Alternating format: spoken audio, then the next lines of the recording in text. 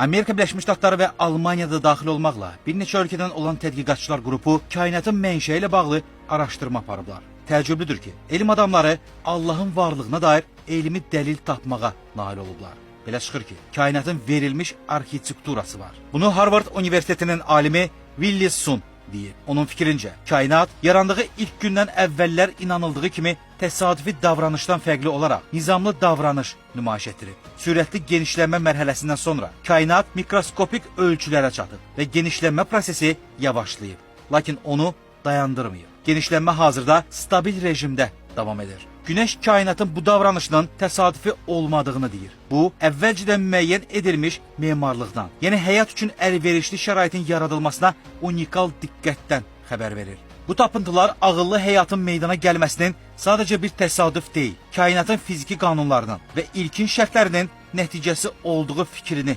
dəstəkləyir.